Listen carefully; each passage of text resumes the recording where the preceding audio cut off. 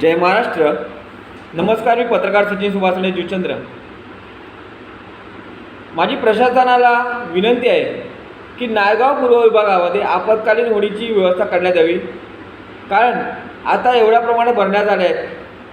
बापाने, टिवरी, राजावळी, जुचंद्र प्रत्येक ठिकाणी भरण्यात आले आहेत. रेल्वेच्या रुळाचं काम चालू आहे.